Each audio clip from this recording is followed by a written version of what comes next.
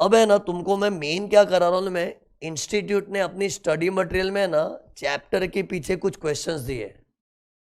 वो क्वेश्चंस है ना, उस टाइप के क्वेश्चन आने के चांसेस है।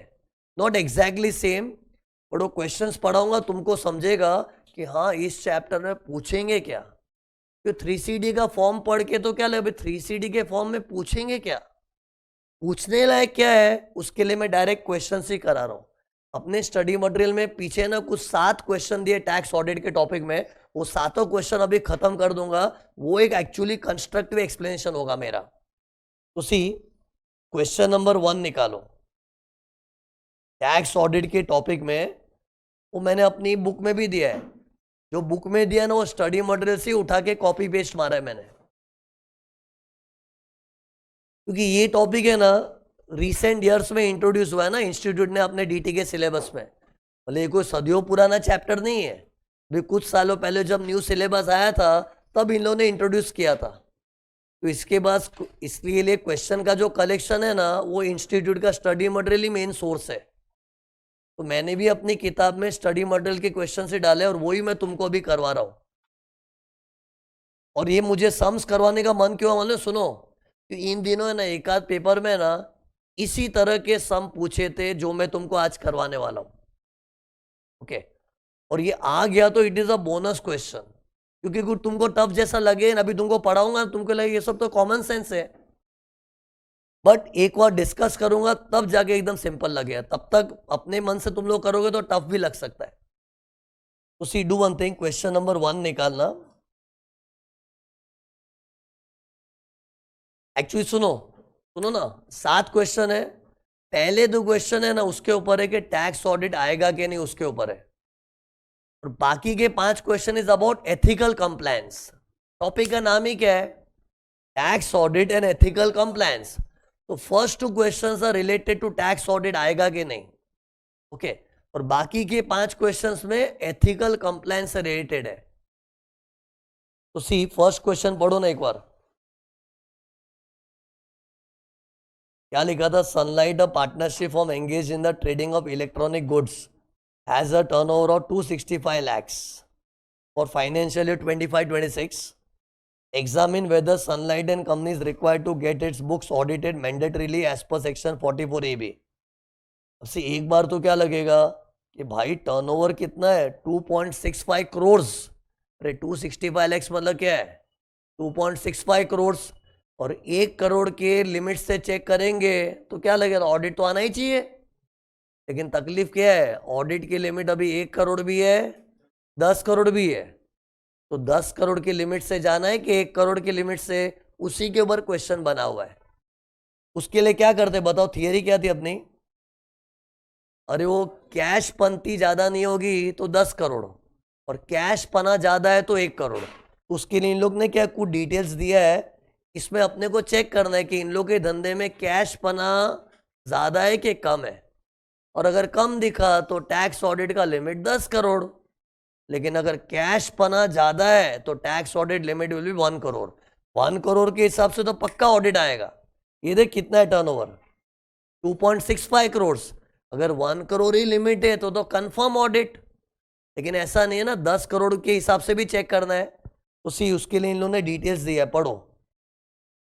अरे पूछा यही है कि वेदर, पढ़ो क्या लिखा है, वेदर 44AB वाला ऑडिट आएगा कि नहीं। तो सी क्वेश्चन है, पहले क्या दिया है, सेल्स 2 करोड़ 65 lakhs है, aggregate of all receipts including amount receive for turnover. Tell me पहले और दूसरे अमाउंट में फर्क क्या है।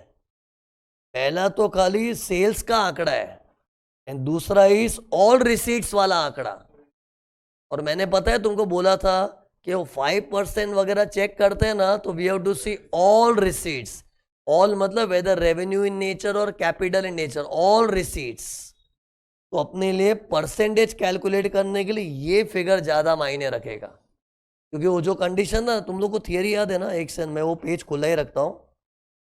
ये देखो, ऑल रिसीट्स के अंदर कैश पना लेस देन इक्वल टू 5% होना चाहिए, और ऑल पेमेंट्स में कैश पना लेस देन इक्वल टू 5 होना चाहिए। तो टैक्स ऑडिट की लिमिट क्या हो जाएगी? 10 करोड़। और ये प्लस का मतलब क्या है? दोनों कंडीशन फुलफिल होना चाहिए। ओके, फिर ये देखो ये क्या लिखा है, cash receipts out of one above. One मतलब सेल्स के अंदर कैश पना इतना है, लेकिन अपने को सेल्स का कैश पना देखना है कि ऑल ऑल। तो ऑल वाला चौथे पॉइंट में दिया है। चौथा क्या लिखा है? Cash receipts out of two above. और टू में एक काम करो, इसको कुछ कर दो, ये ऑल।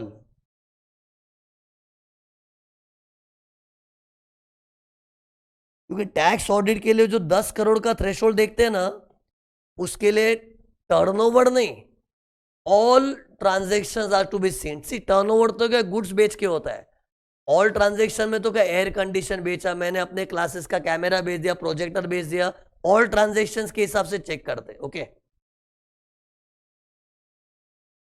फिर ये ऑल के अंदर कैश पना कितना है? ये 16 लाख। 14 क्या था? 14 was cash element in sales का आंकड़ा, लेकिन अपने को सेल्स तक सीमित नहीं रहना है, ब्रॉडली देखना है ऑल ट्रांजेक्शंस। और ऑल ट्रांजेक्शन में 16 लाख है। मेरे को कैसे मालूम पड़ा? लिखा ही है ना, cash receive out of two above, और टू का मतलब वो ऑल ट्रांजेक्शंस वाला है वो। फिर पेमेंट्स में देखो, ऑल पेमेंट्स इतनी है, उसमें कैश पेमेंट इतनी है। तो करो, अभी क्या करना है, एक सुनो ना, ये नीचे वाला लाइन मत पढ़ना, मत पढ़ना ना बोल रहा हूं, इसको अलग से देखते, अलग क्वेश्चन है। पहले इस डेटा के बेसिस पे देखना है, क्या चेक क्या करना है मुझे बताओ, कि मेरा रिसीट्स में कैश पना और पेमेंट्स में कैश पना कितना है। बताओ कैसे करेंगे? ये समझा ना मैंने स्क्रीन पर क्या लिखा है? दोनों लेस देन इक्वल टू 5% होना चाहिए। बराबर, ये देखो, लुक हियर, लुक, रिसीट्स में हम लोग कैसे करेंगे? ये देखो, cash receipts overall, in the overall receipts, इसका परसेंटेज निकलेगा, बराबर ना। सी मैं ये 14 और 2.65 को क्यों नहीं देख रहा हूं? क्योंकि वो टर्नओवर है, और टैक्स ऑडिट के लिए खाली टर्नओवर के अंदर कैश पना नहीं देखना है, सारे ट्रांजेक्शन का कैश पना। और सारे ट्रांजेक्शन का कैश पना है 16 लाख, और सारे ट्रांजेक्शन का ओवरऑल एग्रीगेट रिसीट 325 है। समझा कि नहीं? Focus should be on all. और मैंने भी तुम लोग को पढ़ाते टाइम यार पूरा बता, ऑल पे हैमर भी किया था। तो ये देखो, मैंने इसका परसेंटेज निकाला, चेक करो, 16 lakh upon 325 lakhs, it comes to 4.92%, which is less than equal to 5%। एक कंडीशन सेटिस्फाई हो गई, लेकिन ये देखो प्लस मतलब दूसरा कंडीशन भी फुलफिल होना चाहिए। और पेमेंट्स के लिए तो ज़्यादा मगजमारी नहीं है। कैश पेमेंट कितना है? 695, टोटल पेमेंट कितना है? 135। तो परसेंटेज में कन्वर्ट कर दो, 5.14। लो, अटक गए ना इधर। इधर पेमेंट साइड में अपना कैश पना ज़्यादा है, और गवर्नमेंट क्या बोलती है, रिसीट्स और पेमेंट दोनों में तुम्हारा कैश पना कम होगा तो 10 करोड़ का लिमिट होगा ऑडिट के लिए। तो टेल मी, इसके लिए फिर लिमिट क्या होगी? 10 करोड़ की लिमिट मिलेगी कि 1 करोड़? 1 करोड़। देखो ये क्या लिखा मैंने, tax audit limit will be, screen देखना, मैं मेहनत से बनाता हूँ ये, 1 करोड़ एंड 10 करोड़ लिमिट्स, चौकड़ी मारा मतलब not applicable. Which limit applicable? 1 crore. फिर कंक्लूजन देना पड़ता है, सिंस भाई साहब का टर्नओवर 2.65 करोड़ है, जो कि 1 करोड़ से तो ज्यादा है, तो इसके लिए ऑडिट कंपलसरी हो गया। क्वेश्चन में यही पूछा था ना, ऑडिट कंपलसरी है कि नहीं, कंपलसरी है कि नहीं, तो अपने बोल दिया ऑडिट कंपलसरी क्योंकि 1 करोड़ के ऊपर है। लेकिन पता है इधर एक और चेक करना पड़ेगा। सुनो, अगर ये सुनो इधर, अगर ये प्रिजम्पटिव में क्वालिफाई हो गया ना, तो प्रिजम्पटिव में जो क्वालिफाई होते हैं उनको नो बुक्स नो ऑडिट। शायद ये प्रिजम्पटिव में क्वालिफाई हो जाए। सी, अगर एक बार प्रिजम्पटिव को साइड में रखा ना, अरे प्रिजम्पटिव टैक्सेशन था ना 4480, उसको एक बार इग्नोर करके चलो ना, तो इधर से तो मेरा एकदम स्ट्रेट आंसर आ रहा है, भाई तेरे को ऑडिट करना पड़ेगा, 1 करोड़ के ऊपर तेरा टर्नओवर है। लेकिन बाद में कोई कोई लोग बोलते हैं ना, नहीं मैं अगर प्रिजम्पटिव फॉलो करूं तो ऑडिट नहीं लगेगा ना, तो मेरा आंसर चेंज हो जाएगा। एक तरफ मैं अभी क्या बोल रहा हूँ, ऑडिट कंपलसरी, लेकिन पता चला ये प्रिजम्पटिव में फॉल हो रहा है, तो प्रिजम्पटिव में तो ऑडिट नहीं आएगा ना, तो ये भी चेक कर लो कहीं ये प्रिजम्पटिव में फॉल तो नहीं हो रहा है। अरे चेक करना पड़ता है, क्योंकि सी ऐसे तो ऑडिट उसका आ ही रहा है, लेकिन बाय चांस प्रिजम्पटिव टैक्सेशन के लिए क्वालिफाई हो गया ना, और वो प्रिजम्पटिव टैक्सेशन फॉलो भी करना चाहे, then audit is not compulsory. तो लेट्स चेक ये प्रिजम्पटिव में फॉल हो रहा है कि नहीं। अब मुझे पता है तुम लोग थियरी भूल चुके होगे ना, इसलिए मैंने देखो इधर तैयारी रखी है। नहीं नहीं, मेरे को कोई भरोसा नहीं। देखो प्रिजम्पटिव की थियरी याद करो क्या था, मैंने क्या बताया था, कोई भी जनरल धंधा होता है, इसका तो जनरल धंधा ही है ना। सी ट्रांसपोर्ट धंधे का प्रिजम्पटिव अलग है, प्रोफेशनल्स का अलग है, और अपने क्वेश्चन में जो असेसी वो तो ना ट्रांसपोर्ट वाला है ना प्रोफेशनल है, तो इसको 44 AD में ही लेके आना है। अब इन लोग के लिए क्या था, अगर 2 करोड़ तक सेल है ना प्रिजम्पटिव मिलता है, तो इसकी सेल 2 करोड़ से तो ज्यादा ही है। ये देख अपने सामने क्या था, 265 था ना, मतलब 2 करोड़ 65 लाख से। लेकिन पता है मैंने तुमको ये भी पढ़ाया था, ये देखो एक एग्जाम्पल था मेरा, किधर गया, ठीक है जान दो। ये देखो इधर मैंने बताया था ना कि कभी कभी 3 करोड़ वालों को भी प्रिजम्पटिव मिलता है, तो अपना 3 करोड़ वाला तो है ही एसएससी। अरे अपने एसएससी का टर्नओवर क्या है, 2 करोड़ 65 लाख, मतलब 3 करोड़ से कम है। शायद वो 3 करोड़ के बेसिस पे क्वालिफाई हो जाए। अरे क्वालिफाई हो जाएगा तो क्या फायदा है, प्रिजम्पटिव में तो नो बुक्स नो ऑडिट। तो लेट्स चेक कि वो 3 करोड़ में क्वालिफाई हो रहा है कि नहीं। इंस्टीट्यूट का समय इन लोगों ने स्मार्टली सम बनाया है, जान पूछ के क्वेश्चन में टर्नओवर कितना रखा है, 2 करोड़ 65 लाख। तो जो 2 करोड़ के हिसाब से तो क्या लग रहा है कि भाई देखो प्रिजम्पटिव नहीं मिलेगा, नहीं मिलेगा, लेकिन 3 करोड़ का भी तो सिस्टम है ना, मैंने बताया था, याद है कि नहीं यार। बताओ 3 करोड़ का क्राइटेरिया कब लगता है प्रिजम्पटिव में, टर्नओवर का कैश पना कम होना चाहिए, टर्नओवर का, नॉट ऑल रिसीट्स। ये सब मैं रिपीट कर रहा हूं, मुझे याद है वो पीजीबीपी के दिन, तुम लोगों को भरोसा नहीं, पीजीबीपी का वीडियो खोलना, सब पढ़ाया हुआ था। टर्नओवर के अंदर इधर 5% जो चेक करेंगे ना, ऑल रिसीट्स के टर्नओवर के अंदर, टर्नओवर के अंदर, और इधर पेमेंट साइड नहीं देखना, खाली रिसीट साइड। अगर वो 5% और कम आ गया ना, तो 3 करोड़ का लिमिट एप्लीकेबल है, और वो हिसाब से अगर प्रिजम्पटिव में क्वालिफाई हो गया तो नो बुक्स नो ऑडिट। तो सी अभी तो बड़ा मैं कंक्लूजन क्या दिया था, ये देखो अभी तो मैंने बड़ा कंक्लूजन दे दिया, भाई तेरे को ऑडिट कंपलसरी है। लेकिन अगर ये बोल दे क्यों, मैं तो प्रिजम्पटिव में क्वालिफाई हो रहा हूँ, तो एक काम करते सुनो, ये देखो मैंने क्या लिखा है, प्रिजम्पटिव चेक।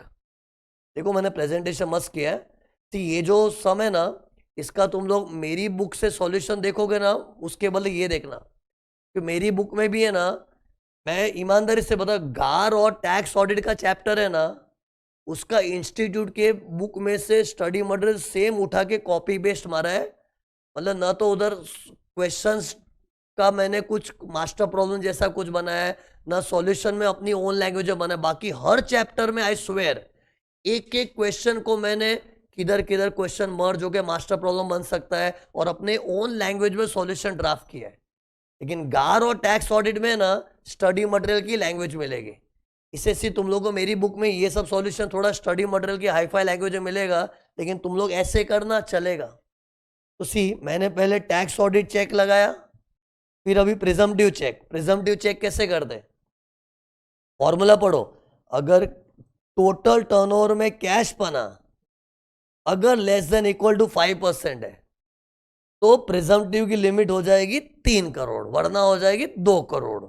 चेक करो टोटल टर्नओवर कितना है,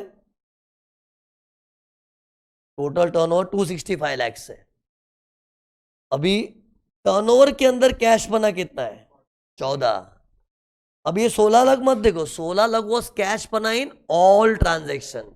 अब मुझे टर्नओवर के अंदर कैश पंती कितनी चाहिए, और टर्नओवर के अंदर कैश पना तो 14 ही है, तो निकालो परसेंटेज 5.28। ओ मतलब ये तो 5% से ज्यादा हो गया।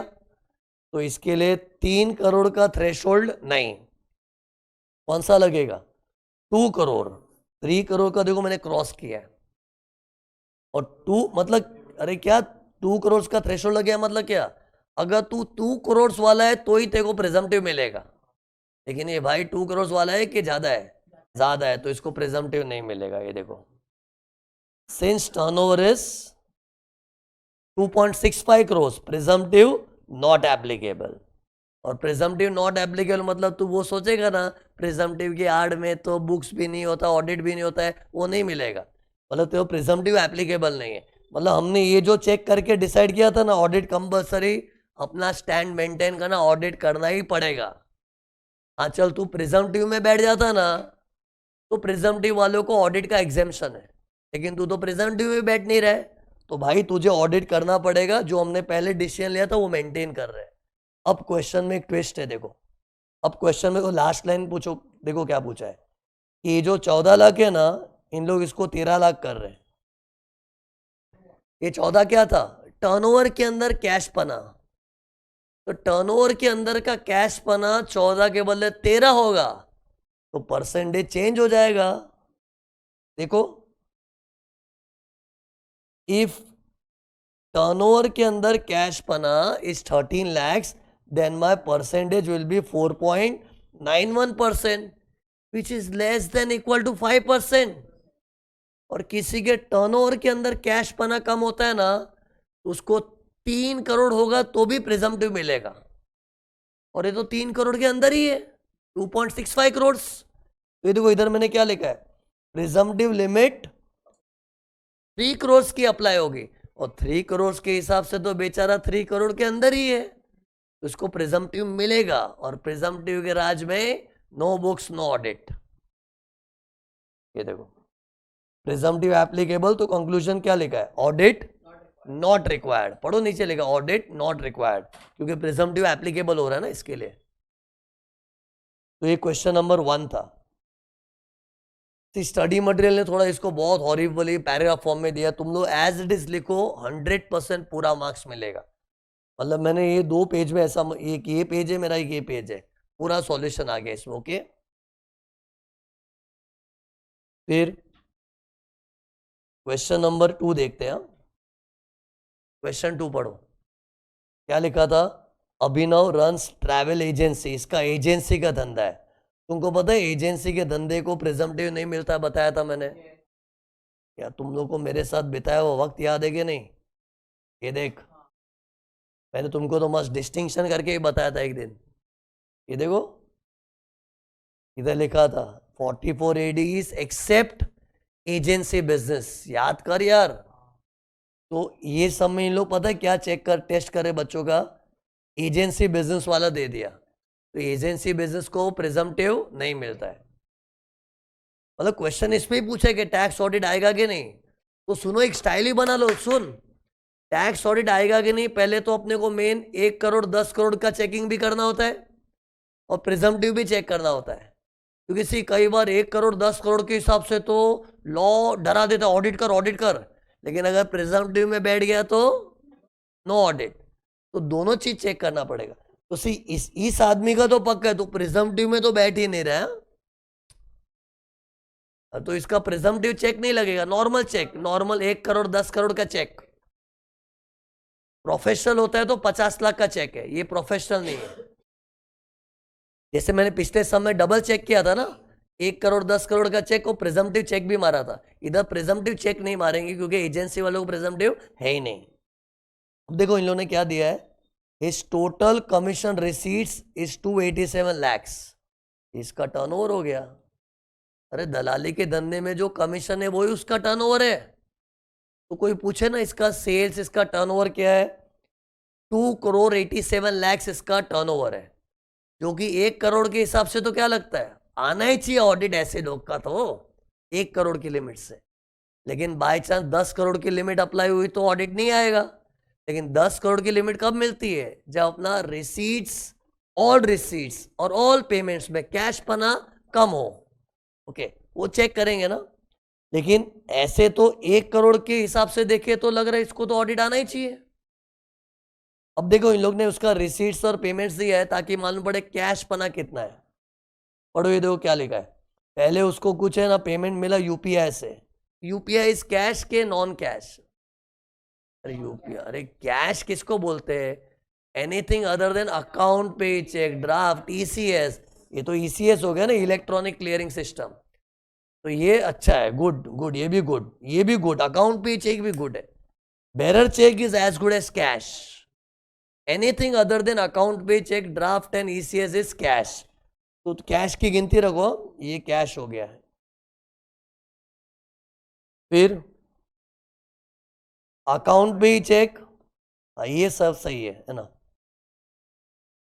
फिर एनईएफटी, यूपीआई, ये सब अच्छा है, सब अच्छा है। लेकिन सी लास्ट में गड़बड़ दिया, ये पढ़ो ना इतना पोर्शन। क्या लिखा था? ये अदर रिसीट्स, ऐसे तो अकाउंट पे ही चेक से हुआ है, लेकिन ब्रैकेट उधर क्या लिखा है? नॉट एक्सीडिंग 2000 पर person on certain occasion from various customers. Out of this receipts of 50 to 500 is in cash. ये देखो इसके अंदर 50 to 500 कैश आया है, इसके अंदर, इसमें 50 to 500 कैश है। तो अपने को कैश पना रिसीट्स के अंदर मिल चुका है। एक तो ये कैश है, लिखा ही है ना। सी ये 2000 रुपये में मत जाओ, इन लोग क्या बोल रहे हैं, एक एक जन से 2-2 हजार ही मिल रहा था ना। अब 2-2 हजार में तो क्या कैश लेना पड़ा, मतलब इन लोग मजबूरी बता रहे या पार्टी को 1001 रुपया देना था तो पार्टी ने कैश दे दिया। तो ठीक है, तू जस्टिफाई मत कर, जो भी है कैश आया ना, तो उस चक्कर में तेरा कैश पना 50 to 500 इधर हो गया। और तूने कुछ बेरर चेक भी लिया, वो भी हमारी नजरों में तो कैश ही है। इसका कैश पना कितना हो गया? 1335, और ये क्या था? 50 to 500। ओके, तो टोटल कैश पना कितना है? 1387,500। बट ये तो कैश रिसीट्स है, डिवाइड बाय ऑल रिसीट्स, सबको टोटल कर दो। अरे यहां तक इन लोगों ने ऑल रिसीट्स दी थी ना, सबका टोटल मार दो, बता दो ना, कोई बता पा रहा है तो। इधर टर्नओवर से परसेंटेज निकालने के, ऑल रिसीट्स, ऑल। तो यहां तक देखो, मैं लाइन खींची है ना, यहां तक जितनी भी रिसीट्स है सबका टोटल मार। कमीशन रिसीट, ऑल रिसीट्स देखना ना। कमीशन तो धंधा रिसीट्स हो गया ना, उसका धंधा कमीशन का है। अरे तुम लोग समझे ना, इधर 5% के लिए मैं ऑल पे हैमर कर रहा हूं। हाँ तो सेम आ गया है, वो कोइंसिडेंस है। अरे अपने जब परसेंटेज निकालते we will see only turnover के ऑल। तो इधर तुम्हारा टर्नओवर भी 287 आ रहा है और ऑल का टोटल मारा 287, तो ठीक है ना। But I want to depend upon turnover का आंकड़ा के ऑल रिसीट्स, ऑल। इधर वही आ रहा है, तुम लोग ये सब फिगर्स को ऐड करोगे 287 ही आ रहा है, तो ठीक है ना। लेकिन एग्जाम में अपने को ऐसा ब्लाइंडली 287 नहीं लेना चाहिए था। जो पहले पैराग्राफ में क्वेश्चन में 287 दिया था ना, वो उसका कमीशन रिसीट्स था। लेकिन लॉ में 5% चेकिंग के लिए क्या बोला? All receipts. तो ठीक है, ऑल भी 287 ही आ रहा है, तो परसेंटेज निकाल कितना आ रहा है? कितना? 4.83, मतलब ये 5% से कम है। बट एक ही चीज चेक की ना, रिसीट्स का कैश पना देखा है, तो अभी अपने को पेमेंट का भी कैश पना देखना है। रिसीट्स और पेमेंट्स दोनों में कैश पना कम होना चाहिए। पेमेंट्स का तो देखो फटाफट आ जाएगा। इधर देखो ये दिया है ना, 20,58,000 इस कैश पेमेंट, और टोटल पेमेंट इज 2,58,00,000। करो परसेंटेज में कन्वर्ट,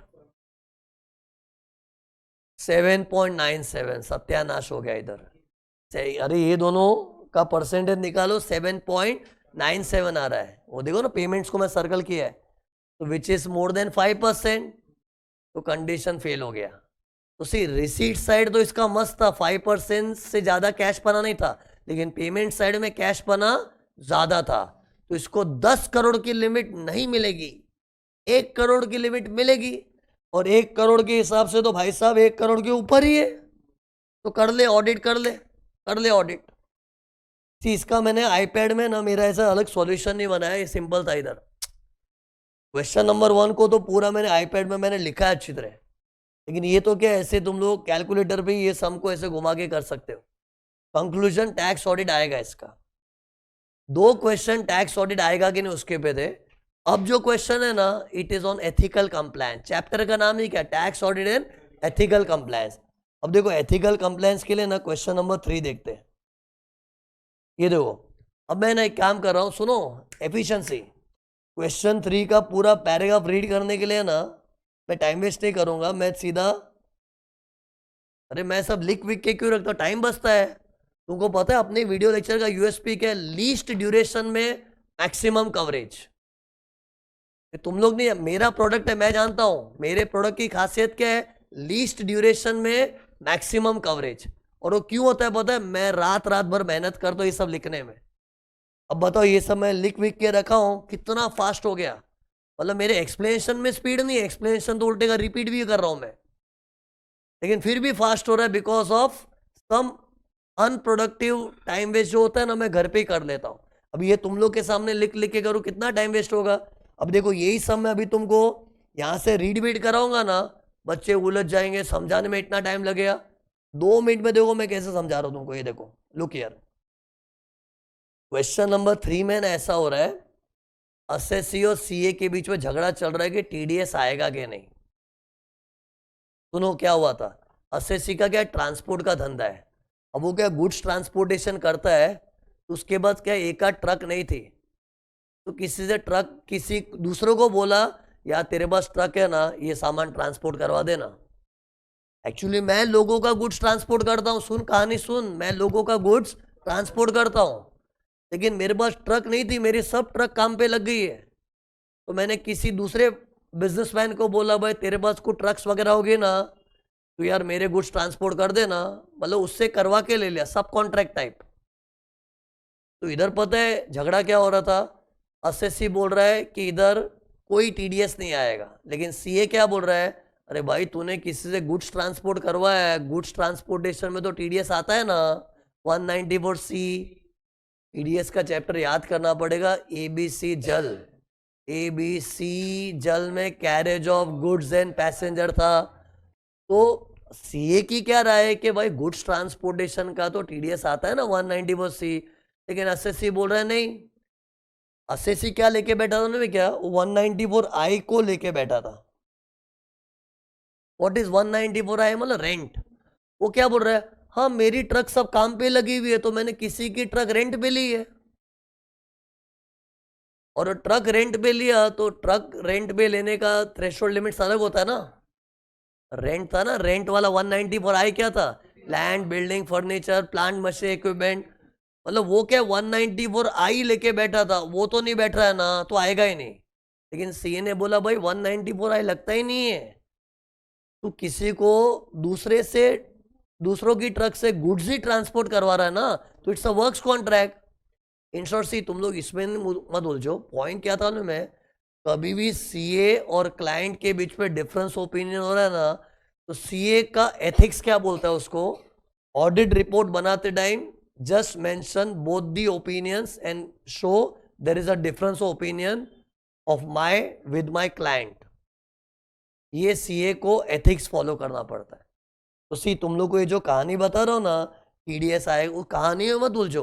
ये क्वेश्चन क्या टेस्ट कर रहा है, अगर ऐसी सिचुएशन आप पड़े ऑडिट करते टाइम कि क्लाइंट बोल रहा है इस पे टीडीएस नहीं आएगा, और सीए बोल रहा है इस पे टीडीएस आएगा, और सीए क्लाइंट से कन्विंस नहीं है, तो he should express that difference in opinion in the audit report। Audit report का फॉर्म क्या होता है, 3CA 3CB। जो लोग को दूसरे लॉ में ऑडिट करवाना पड़ता है, कंपनी लॉ वगैरह, तो 3CA होता है, और जनरल लोग के लिए 3CB है।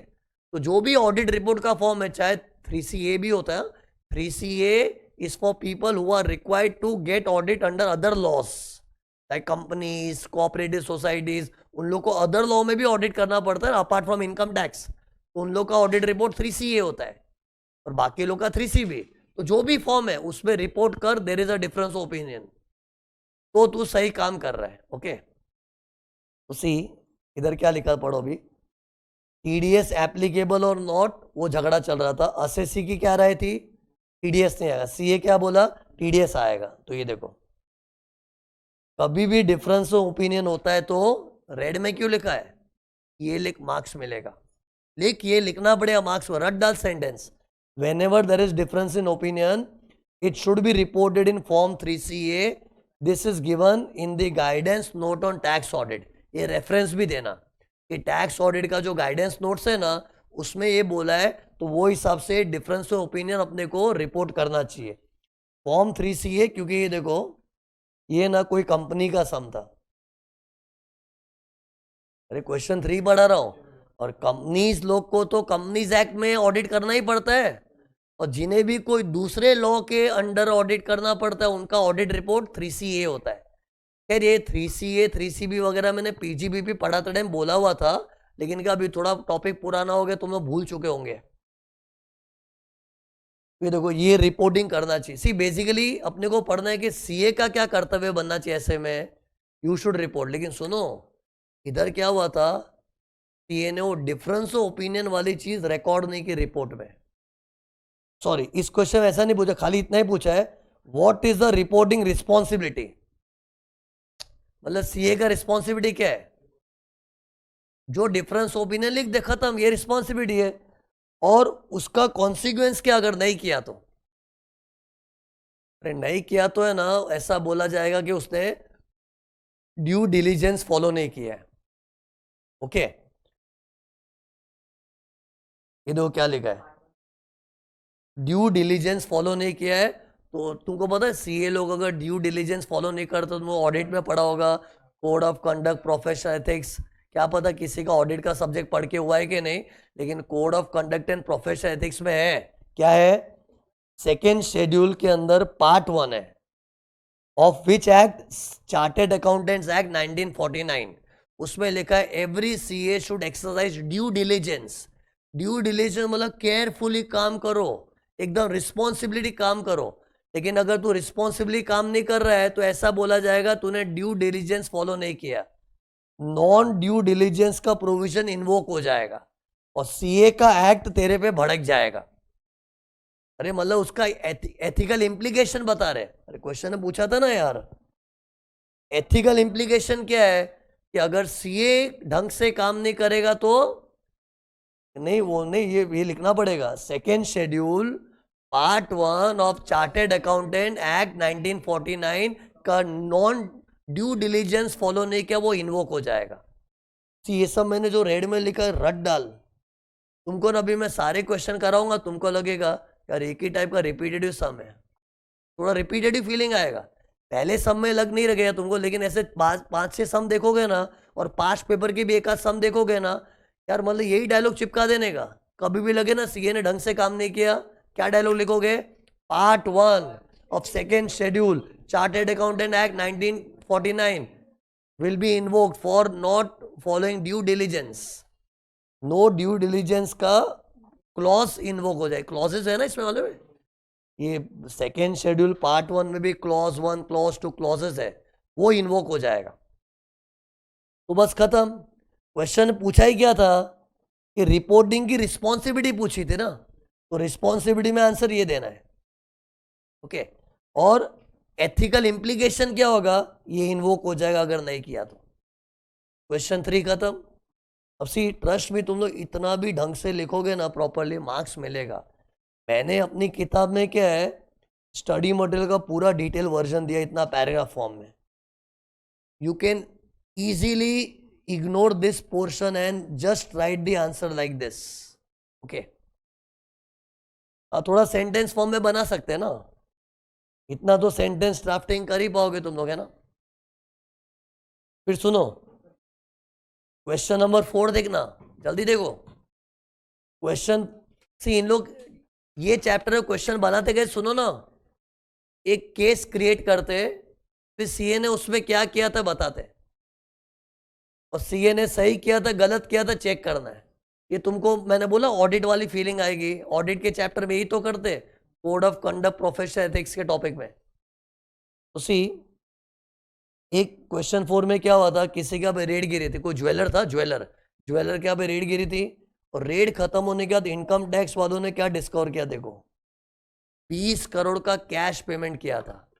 कैसे मालूम है? जो ज्वेलर था ना, वो गोल्ड खरीदता था, खुद तो ज्वेलरी बेच रहा है, लेकिन उसके लिए रॉ मटेरियल क्या, गोल्ड। तो जब वो गोल्ड खरीदता था ना, कितने लोगों को कैश पेमेंट की थी, इससे पहले नहीं मालूम पड़ता।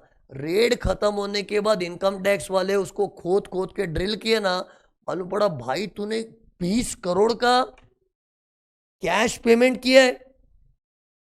और सीए ने तो मस्त रिपोर्ट्स वगैरह बना के दे दी थी। अभी सीए के ऊपर इल्जाम उठता है, तूने क्या खाक ऑडिट किया था इसका? ये दो आगे क्या लिखा है, पहले लफड़ा क्या हुआ था, IT department discovered that there is 20 crore का कैश पेमेंट। फिर आगे देखो, in 3CD form CA reported no cash payment. पता है फॉर्म 3CD में ना एक जगह होती है जहां लिखना पड़ता है, is there any cash payment during the year exceeding 10,000 in contravention of section 48(3)। तो उधर उसने लिखा नो, तो लिख दिया।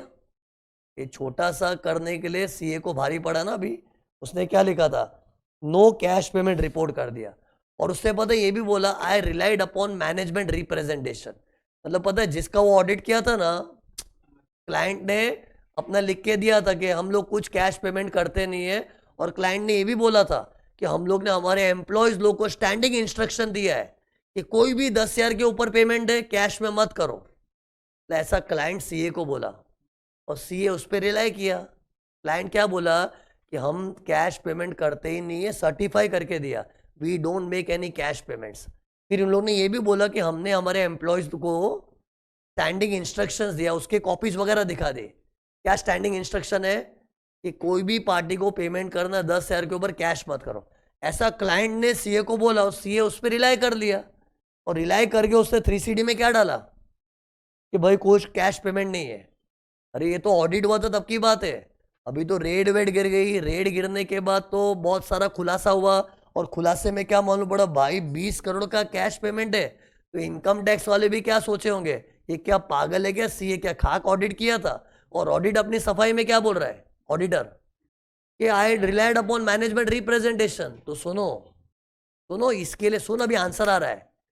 Guidance note on tax audit क्या बोलता है, we understand it is practically not possible to verify each and every payment।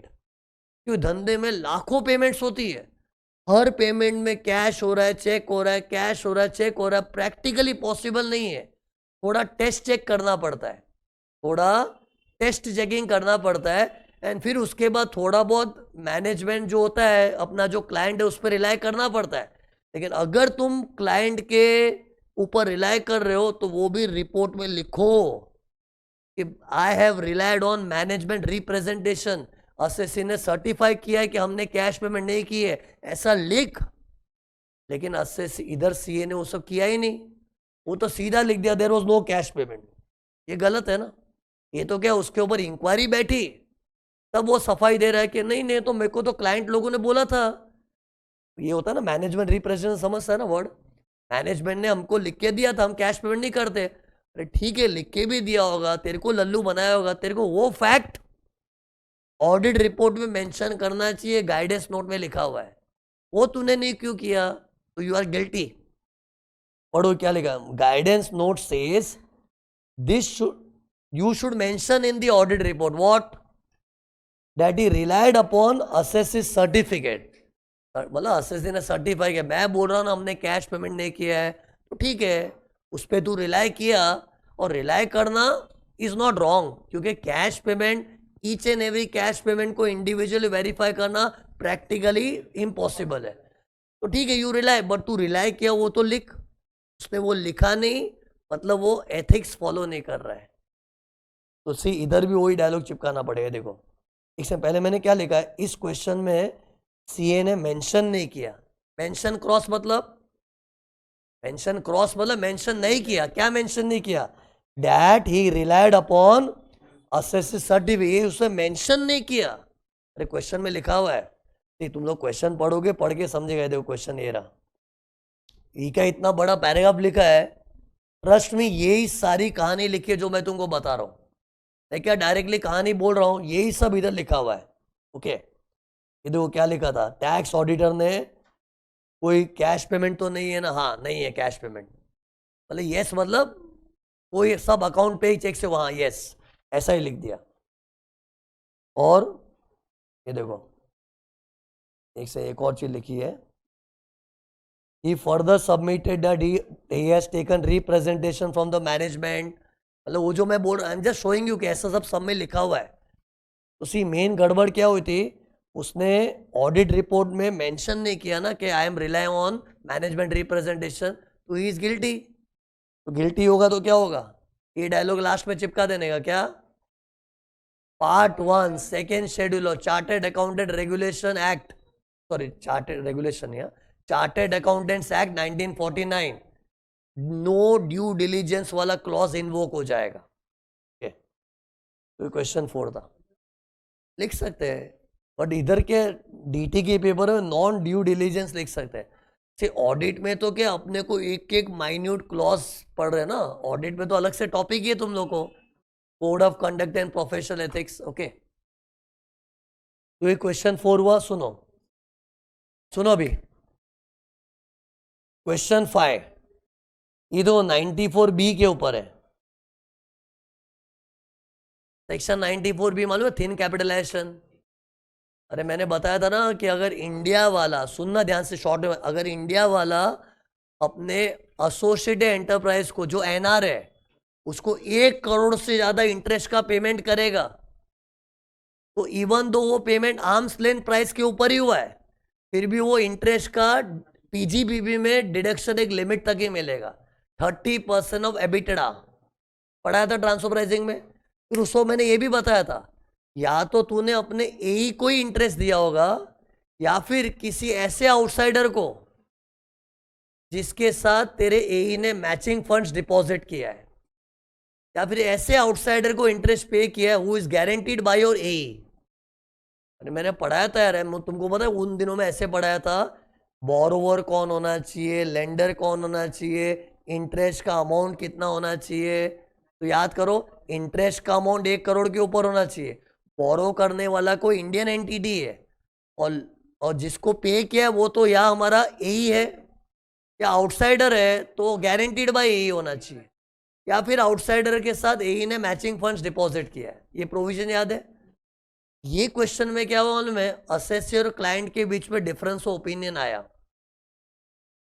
तो आंसर तुम लोग समझ गए क्या लिखा, लेकिन डिफरेंस ऑफ ओपिनियन क्या था बता रहा हूं इधर। अरे कभी भी क्वेश्चन में ऐसा माहौल बनाया ना कि डिफरेंस ऑफ ओपिनियन था, डिफरेंस, आंसर पहले से रेडी हो जाना चाहिए, such difference of opinion should be reported by the CA in the audit report.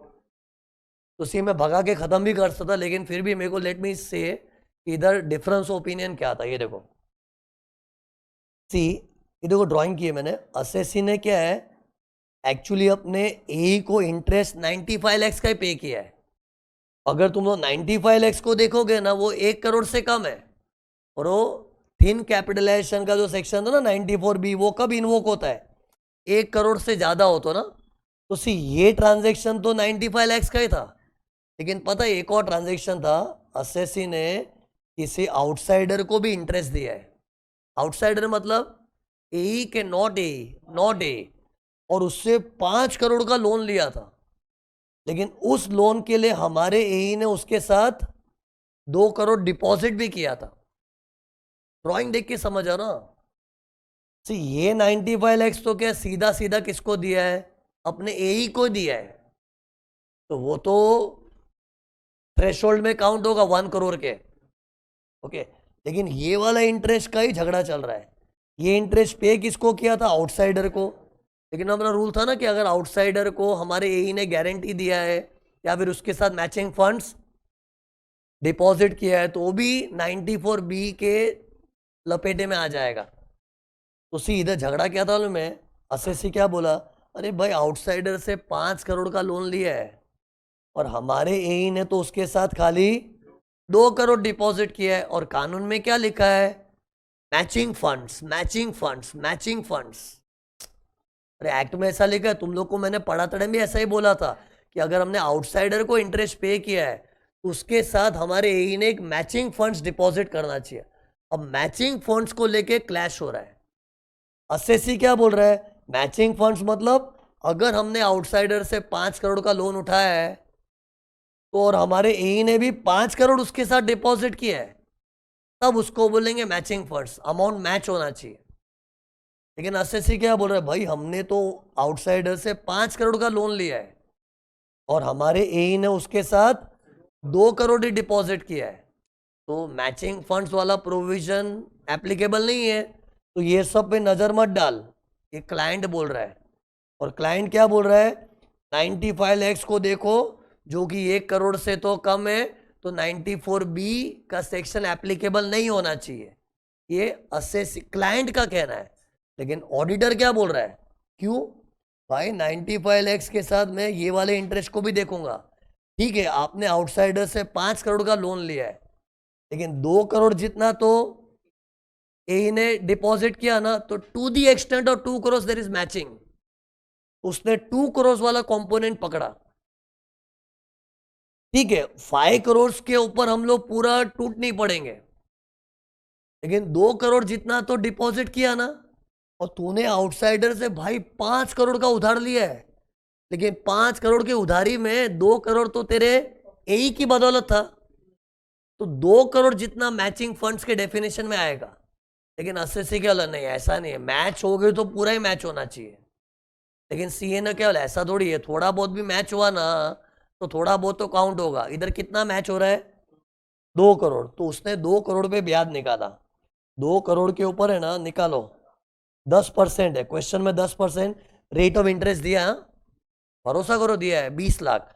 तो अगर 20 लाख का ब्याज जोड़ोगे ना ये वाला 95 में, तो 115 लाख हो रहा है, which is more than 1 crore. तो सीए तो क्या बोल रहा है, भाई इधर 94B एप्लीकेबल है, लेकिन क्लाइंट मान ही नहीं रहा है। अरे झगड़ा चल रहा है, तो ऐसे में सीए का ड्यूटी क्या बनता है, फॉर्म 3CA में देखो मेरा फुटपाथ चल रहा है, फुटपाथ मतलब मैं कुछ और बोल रहा हूँ, क्लाइंट कुछ और बोल रहा है, मैं तो रिपोर्ट कर रहा हूँ, उसका ये ओपिनियन है, मेरा ये ओपिनियन है, बट आई डोंट एग्री। ऐसा तुमको डिफरेंस इन ओपिनियन लिखना पड़ता है। लेकिन अगर तुमने नहीं लिखा तो part 1 second schedule CA act 1949 का ड्यू डिलीजेंस वाला क्लॉज इन्वोक कर देंगे। मैंने तुमको स्टार्टिंग में बोला, तुमको रिपीटेटिव लगेगा सब। देखो झगड़ा क्या था, 94B एप्लीकेबल होगा कि नहीं। असेसी क्या बोल रहा है, नॉट एप्लीकेबल। सीए क्या बोल रहा है, एप्लीकेबल। एक बात बताओ, तुम लोग को क्वेश्चन की कहानी नहीं भी समझी हो ना, तो भी क्या समझना चाहिए, फील समझो। एग्जाम में पता शॉर्टकट मारना, ज्यादा घुसना मत, क्वेश्चन का फील लेना। मतलब ये डिफरेंस ऑफ ओपिनियन को लेके टेस्ट कर रहे ना, और एग्जाम में तो क्या एक एक सेकेंड इंपॉर्टेंट है यार। जैसे सी ये चीजें ना तुम लोग एक्चुअली क्वेश्चन में पढ़ोगे ना, समझने में बहुत टाइम जाएगा तुम्हारा। मैं तो चलो फिर भी ड्राइंग के थ्रू सिंप्लीफाई कर दिया है, एक्चुअल क्वेश्चन में ना इतना घुमाया ना कि बच्चा इसी में उलझ जाता है। लेकिन स्मार्ट वर्क क्या होता है उनमें, क्वेश्चन का फील ले, कुछ डिफरेंस ओपिनियन का माहौल बन रहा है ना, तो ज्यादा पढ़ मत। ये लिख दे, क्या लिखोगे ये देखो, when ever there is difference in opinion between the assessee and the tax auditor, such difference of opinion should be reported in form 3CA। अगर क्वेश्चन में कंपनी होगा तो 3CA लिखना, नॉन कंपनी होगा तो 3CB लिख देना। कुछ नहीं तो लिखो ऑडिट रिपोर्ट में क्या था, हाँ डिफरेंस इन ओपिनियन वाला चीज रिपोर्ट कर दो। और ऐसा कहां लिखा है, guidance note on tax audit. और अगर नहीं किया तो ऐसा माना जाएगा CA is not exercising due diligence, और वो पार्ट 1 सेकेंड शेड्यूल इन्वोक हो जाएगा। ये हर क्वेश्चन में घूम फिर के वही आ रहा है। लेकिन क्या है, मैं सब क्वेश्चन क्यों कर रहा हूँ, क्योंकि मुझे पता है मेरे बिगड़ तुम लोग अकेले ये सब क्वेश्चन पढ़ोगे ना, देखो ये देखो ना, ये सम को देखो जरा, मतलब इसमें तुम लोग उलझ जाओगे, बहुत टाइम जाएगा तुम्हारा यार। एंड ट्रस्ट मी, मैंने पूरी कहानी को है ना इधर अच्छी तरह से प्लॉट कर दिया है, और उसका जिस्ट यही है कि भाई डिफरेंस ऑफ ओपिनियन है तो रिपोर्ट करना चाहिए। ओके ओके, लुक हियर, ये हो गया ना, तो लेट आए थे इन लोगों को मालूम। एक से सुनो, क्वेश्चन 5 खत्म, क्वेश्चन 5 खत्म हो गया। इसके बाद देखो क्वेश्चन 6 है। इस क्वेश्चन की कहानी ऐसी है, एक एसएससी को टैक्स ऑडिट आ रहा है, उसने ड्यूरिंग द ईयर 20 नए एम्प्लॉय को नौकरी पे रखा है। और पता है कभी भी हम लोग न्यू एम्प्लॉयज को जॉब पे रखते हैं, अपने को 80 जे डबल ए में डिडक्शन मिलता है, 30% of the salary paid to the new employees for 3 consecutive years. ऐसा एक डिडक्शन होता है, मैंने चैप्टर 6 से बताया था। ओके, उसी इस केस में क्या एसएससी ने 20 नए एम्प्लॉय लोग को नौकरी पे रखा था, लेकिन देखो दिक्कत क्या थी, जिनको नौकरी पे रखा उनकी सैलरी थी तो 25,000 पर मंथ। और पता है 80 JJAA में कंडीशन ही क्या था कि न्यू एम्प्लॉयज का पगार should not be more than 25,000 per month. तो इधर पगार तो 25,000 पर मंथ था, लेकिन एम्प्लॉय लोग को एक्स्ट्रा चीजें देते ना, तो उसके लिए कुछ प्रोविडेंट फंड कंट्रीब्यूशन हो रहा था, फिर उसको कुछ ट्रांसपोर्ट अलाउंस भी दिया, घर से ऑफिस आने जाने का वो कैश में दिया था। इस तरह से उसका इमोल्यूमेंट्स डिसाइड हुआ था। क्या बोलते हैं इमोल्यूमेंट्स, मतलब उसका पैकेज, उसका सैलरी का पैकेज इस तरह से नक्की हुआ था। अब है ना इधर झगड़ा चल रहा था, एसएससी क्या बोल रहा है कि सॉरी, इधर एसएससी को 80 JJAA चाहिए था ना, तो जिसको भी 80 JJAA चाहिए ना उसको सीए का सर्टिफिकेट लगता है, टैक्स ऑडिट तो बाद में। If you want this deduction you need form 10DA signed by CA, मतलब सीए आके वेरीफाई करेगा, हाँ यार नए एम्प्लॉय लोग को रखा था और 80 JJAA का सब कंडीशंस सेटिस्फाई होगा कि चेक करके वो सर्टिफिकेट इशू करेगा, और वो सर्टिफिकेट के बेसिस पे JJAA में डिडक्शन मिलता है। तो सीए ने क्या किया, अंधाधुंध सर्टिफिकेट इशू कर दिया, हाँ you are eligible for JJAA। और सीए लोग कई बार सर्टिफिकेट बनाते ऐसे, अरे ये कौन सा सर्टिफिकेट है, टैक्स ऑडिट वाला नहीं, डिडक्शन क्लेम करने का भी सर्टिफिकेट होता है। ये मैंने चैप्टर 6 से पढ़ा था, बोला नहीं था, लेकिन चैप्टर 6 से का JJAA जिसको भी चाहिए ना उसको सीए का सर्टिफिकेट लगता है। तो इधर क्या सीए ने सर्टिफिकेट बना के दे दिया कि my client is eligible for JJAA, लेकिन वो रॉन्ग है। क्यों मालूम है, ये देखो एम्प्लॉय की सैलरी बोलने के लिए 25,000 है, लेकिन ट्रांसपोर्ट अलाउंस भी पार्ट ऑफ सैलरी है, उसको ऐड करके देखना होता है। हाँ, प्रोविडेंट फंड कंट्रीब्यूशन भी एम्प्लॉय के मजे के लिए, लेकिन उसको काउंट नहीं करते। क्यों मालूम, क्योंकि सी 80 JJAA में है ना इमोल्यूमेंट्स वर्ड को डिफाइन किया है। इमोल्यूमेंट्स मतलब सैलरी के, और सैलरी का डेफिनेशन इंपॉर्टेंट क्यों है कि only if the salary is less than equal to 25,000 per month तो ही JJAA मिलता है। और 80 JJAA में ना डीपली लिखा हुआ है कि salary includes everything given to the employ but not including provident fund contributions of the company. तो सी पीएफ कॉन्ट्रीब्यूशन को काउंट नहीं करना है वो तो ठीक है, वो तो JJAA में सैलरी वर्ड को डिफाइन भी किया है, everything but don't take PF contribution, क्योंकि पीएफ का तो उसका साइड में जमा हो रहा है ना, उसको पगार के फॉर्म में जो कुछ भी दिया सब ले लो। तो उसको 25,000 की पगार के अलावा ट्रांसपोर्ट अलाउंस भी तो मिला है, तो ये मिलाने के बाद तो 28,000 है। मतलब ये एसएससी JJAA के लिए एलिजिबल ही नहीं है। अरे पहले चैप्टर 6 से याद कर, उसमें था JJAA चाहिए तो ऐसे नए एम्प्लॉय को नौकरी पे रखो जिनकी पगार 25,000 या कम है, लेकिन इन लोग की पगार तो 25 + 3 28,000 है, तो SSC is not eligible for JJAA। फिर भी सीए ने सर्टिफिकेट इशू कर दिया। CA is not exercising due diligence, ढंग का सीए नहीं है, सीए को खुद को आता नहीं है। As a chartered accountant public क्या एक्सपेक्ट करती है कि उसको तो लॉ पता होना चाहिए, नहीं पता होता तो बेयर एक्ट रिफर कर करके कर। तुम लोग भी कल को सीए की प्रैक्टिस करोगे, अगर कोई नॉलेज नहीं है तो बेयर एक्ट को 10 बार देखो, क्योंकि तुमने ढंग से काम नहीं किया तो नो ड्यू डिलीजेंस वाला आरोप आ जाएगा अपने पे। तो इधर तो सीए ने कैजुअली क्या किया, हाँ 25,000 की पगार पे रखा है ना, ठीक है, लेकिन उन लोग को अलग से ट्रांसपोर्ट अलाउंस भी दे रहे हैं ना, even that is part of employee salary. Okay, लेकिन पता है इधर एक आर्ग्यूमेंट उठा था कि वैसे भी JJAA में जो डिडक्शन मिलता है वो 30% ऑफ सैलरी जो है it is only for the salary which is paid by account pay, cheque, draft, TCS, तुम लोग याद करो, मैंने JJAA में बोला था कि एम्प्लॉय का salary should be paid by account pay cheque draft ECS। तो इधर ये आर्ग्यूमेंट उठाया कि वैसे भी डिडक्शन चाहिए तो अकाउंट पे चेक वगैरह में होना चाहिए ना, और ये ट्रांसपोर्ट अलाउंस तो हमने वैसे भी कैश में दिया है।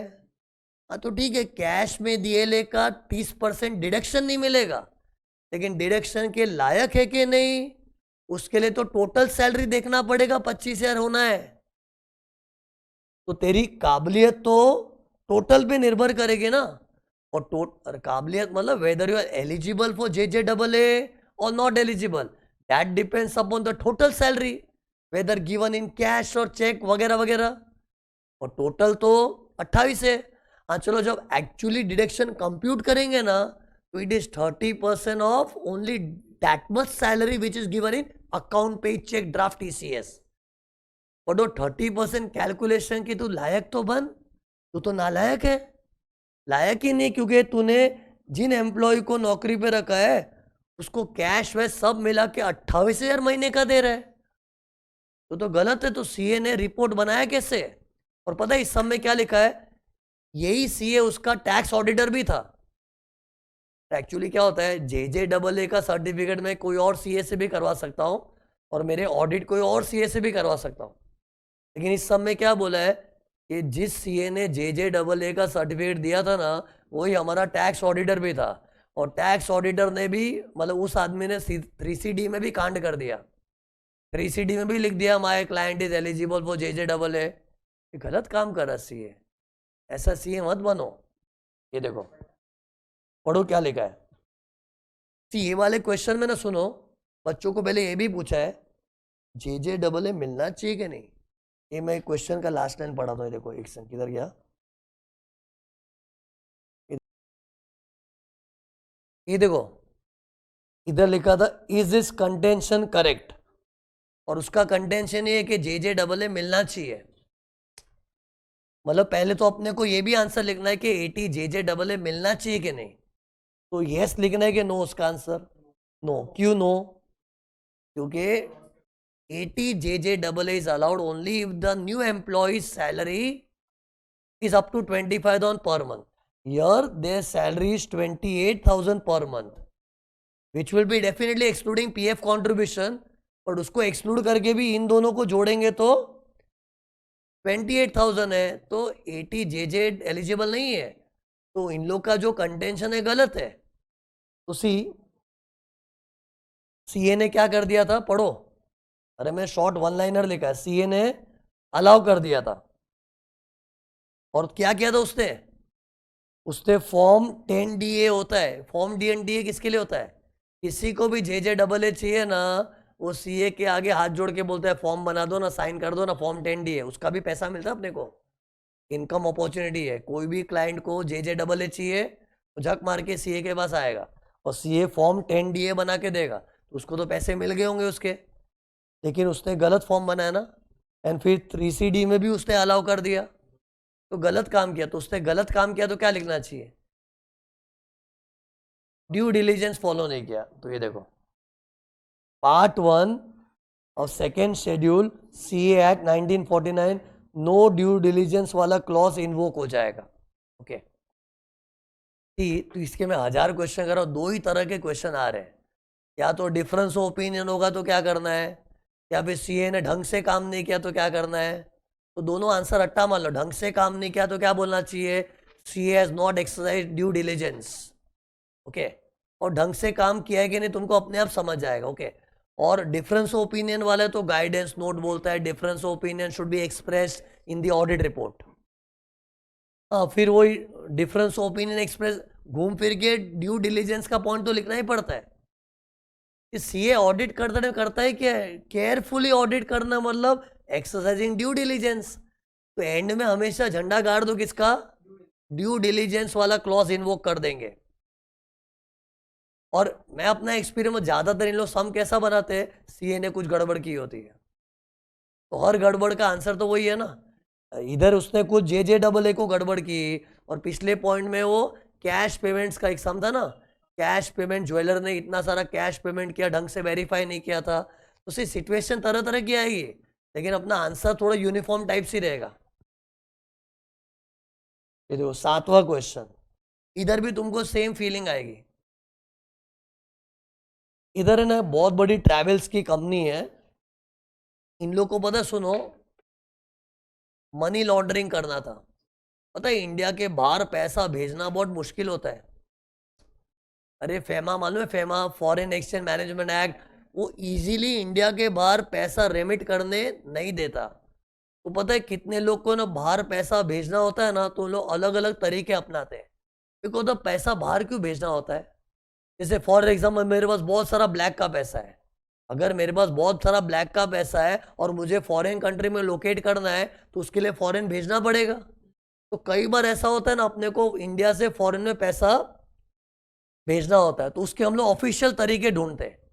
तो इन लोग ने ऐसा ही कुछ चीटिंग किया था। ये देखो, एक ट्रैवल की कंपनी है, उन लोग ने भरपूर अमाउंट रेमिट किया था इंडिया के बाहर।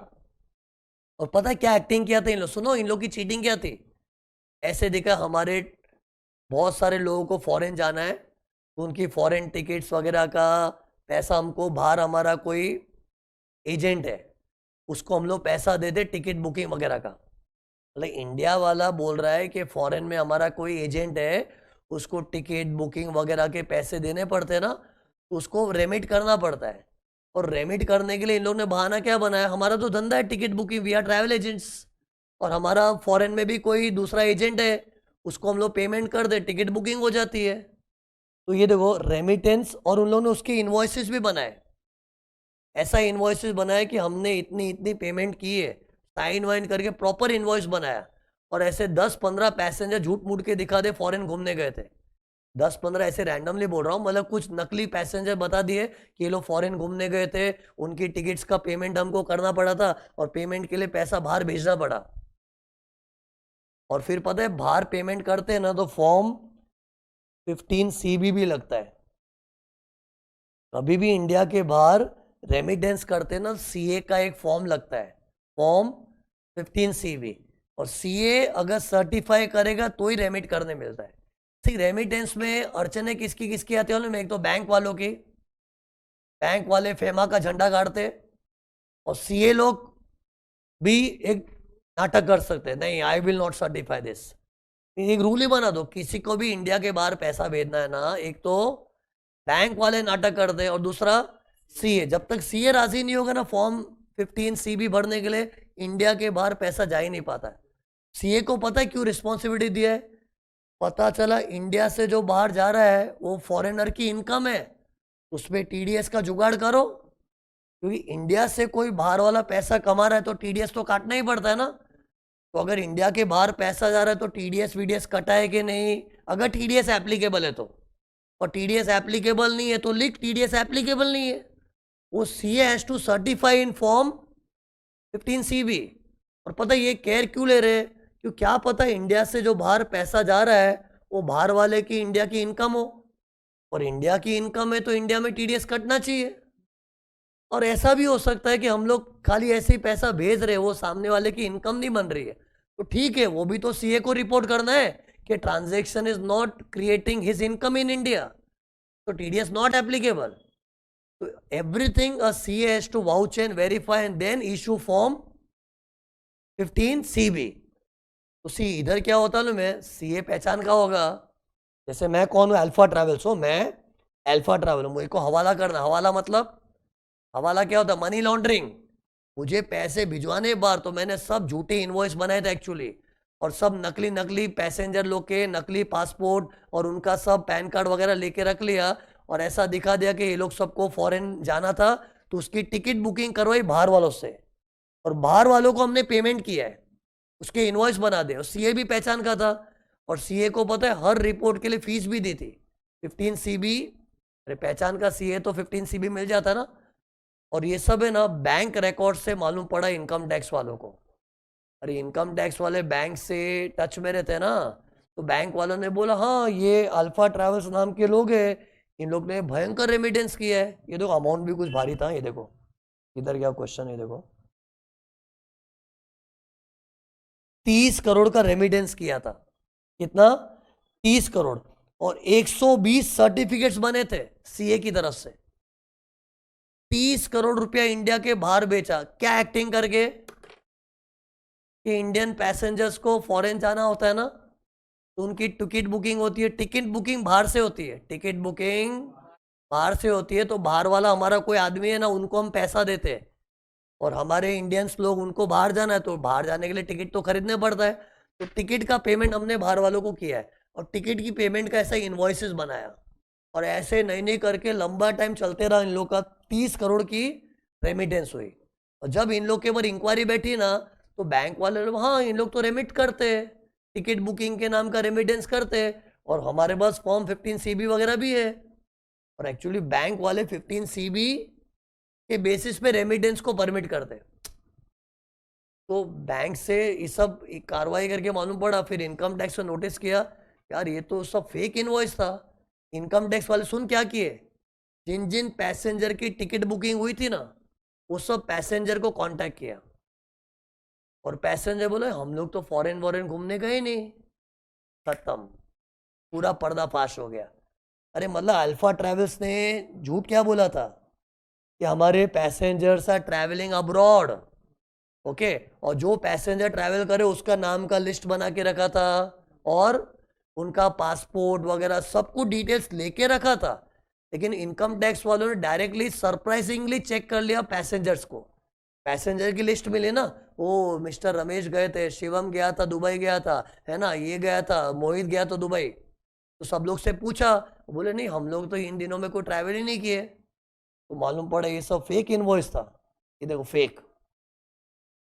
तो ऐसे में सीए ने लफड़ा कर दिया ना, और पता है इन लोग ने डीपली कार्रवाई की, मालूम पड़ा सीए ने ना फॉर्म 3CB क्या हो रहा 15 CB साइन करने का फीस भी कैश में लिया था। ये देखो सब फीस कैश में लिया था, इधर लिखा भी सामने देखो, एक सेकंड ना, किधर कैश में कुछ लिखा, आई देखो, ये पढ़ो, मोस्टली पढ़ो ना, mostly fees was collected in cash, और उससे 3,000 रुपया एक सर्टिफिकेट मांगा सीए ने, 3,000 रुपये दे सर्टिफिकेट बना के दूंगा। अरे सीए लोग तो क्या पैसे के लालच में बहुत कर देते, तो एक सर्टिफिकेट का 3,000 रुपया मांगा, और ज्यादातर सब कैश में ही आया था उसको, और ऐसे कितने सर्टिफिकेट बनाया उसने, 120। अरे मतलब इन शॉर्ट, तुमको इतनी कहानी सुन के फीलिंग क्या आ रही है, ये झोल हो रहा है, और सीए ने ढंग से काम नहीं किया, तो ड्यू डिलीजेंस का झंडा गाड़ दो। मैंने केवल हर क्वेश्चन में कहानी अलग अलग बोलूंगा, आंसर एक सारी का दिखेगा। ये देखो, ये पढ़ो क्या लिखा, सीए ने क्या लफड़े किए, जल्दी देखो। CA issued form 15 CB। अरे सीए पे इंक्वायरी बैठी, सीए ने अपनी सफाई कैसे पेश की, देखो पढ़ो क्या लिखा है, बोल रहे हमने तो सब इनवॉइस को वेरीफाई किया। कौन सी इनवॉइस, अरे हमने बाहर पेमेंट कर रहे हैं ना, ऐसा कुछ पेमेंट की इनवॉइस होती है ना, ओके, टिकट बुकिंग का इनवॉइस होता है, तो बोला हमने तो इनवॉइस वेरीफाई किया, और पता है क्या पता चला, इनवॉइस का जो सिग्नेटरी होता है ना, मतलब एक ऑथोराइज पर्सन ने साइन किया कि नहीं, जैसे सी ये ट्रैवल की कंपनी ने ना, हो सकता है मिस्टर सुरेश को ऑथोराइज करके रखा था कि हर इनवॉइस को तू साइन करना, तो सीए ने खाली इतना ही देखा, हाँ सुरेश ने साइन किया ना, कौन है सुरेश, ये सुरेश है, उसका केवाईसी वगैरह सब किया, मतलब सिग्नेटरी सही था कि नहीं वो देखा, इनवॉइस खुद असली था कि नकली वो नहीं वेरीफाई किया। इतना सब लिखा है क्वेश्चन में, क्या लिखा है देखो, he only verified the signatories, मतलब whether the right person sign the invoice, मतलब जिस बंदे को इनवॉइस साइन करने का अथॉरिटी है उसी बंदे ने साइन किया, वो देखा। अरे वो तो एक बार नकली इनवॉइस बन गया, उसको राइट आदमी साइन कर दे तो इनवॉइस थोड़ी राइट हो जाता है यार, इनवॉइस तो बोगस था। लेकिन सीए पे जब इंक्वायरी बैठी उसने बोला नहीं मैंने तो जो सिग्नेटरी से उसका पूरा केवाईसी किया था। अरे सिग्नेटरी का केवाईसी करके क्या है, तेरे को ये सुकून मिल गया कि राइट आदमी ने साइन किया है, आदमी राइट था लेकिन इनवॉइस तो रॉन्ग था ना, उधर तेरी आंखें बंद थी, भड़क गए उस पे लोग। तो क्या लिखा, fail to verify the genuineness of the invoice, the person signing was genuine but the invoice was not genuine ना। तो कंक्लूजन क्या है देखो, CA has not exercised the due diligence, तो part 1 second schedule CA act 1949 due diligence वाला clause invoke होगा। उसी मैंने तुमको सम शुरू किया उसके पहले ही बता दिया था, सम में तुमको फीलिंग वही आएगा। ओके, लेकिन जो भी है अपने फिर भी पढ़ क्यों रहे, देर आर चांसेस के ऐसे सब टॉपिक में क्या है, शायद इन लोग भी सेम क्वेश्चन उठा के डाल देवे, क्योंकि ये सब क्वेश्चन है ना अपने एग्जाम पेपर में पीछे पीछे आते हैं, और पीछे पीछे क्वेश्चन में क्या कई बार पेपर सेटर भी थोड़ा आलसी हो जाता है। कि आज अगर मैं भी एक पेपर सेटर के नज़र से देखूँ, उसकी मेंटालिटी क्या मालूम है, जो एमसीक्यूज है ना थोड़ा मेहनत से बनाता है वो, फिर बाद में जो क्वेश्चन 1 होता है ना कंपलसरी, उधर भी थोड़ा दिमाग लड़ा, कुछ करता हूँ कुछ करता हूँ। शुरुआत के क्वेश्चन में सोचता कुछ करूँ कुछ करूँ, कुछ ना कुछ मस्ती करने का शुरुआत के क्वेश्चन, पीछे पीछे क्वेश्चन होते हैं ना, कई बार वो भी आलस करके कुछ ना कुछ कॉपी पेस्ट करके डाल देता है। तो इट माइट बी पॉसिबल कि स्टडी मटेरियल का सेम क्वेश्चन आ जावे। तो एटलीस्ट मैंने सब कहानी बताई हुई है, तो कहानी से परिचित रहोगे तो पेपर में सेम दिखा तो अच्छा है ना, बोनस हो जाएगा अपने लिए। ऐसे सेम आता नहीं, लेकिन एटलीस्ट इतना डिस्कशन मालूम पड़ गया कि 2 तरह के सामी आते हैं, या तो डिफरेंस ओपिनियन वाला आता है, या फिर सीए ने ढंग से काम नहीं किया है। तो दोनों में आंसर क्या लिखना उसका स्टैंडर्ड पैटर्न मैंने बता दिया। ओके, तो अपना टैक्स ऑडिट का टॉपिक समाप्त हो गया। हाँ, एक और वीडियो में डालूंगा, तुम लोग देखना, just to have an idea about 3CD में हर क्लॉज में क्या क्या रिपोर्टिंग करना पड़ता है। ओके, इवन इफ तुम लोग ने रियल लाइफ में आर्टिकलशिप में ऑडिट किया भी है ना, तो भी वो वीडियो एक बार देख तो लेना है। ओके, तो टैक्स ऑडिट एथिकल कॉम्प्लायंस का टॉपिक समाप्त।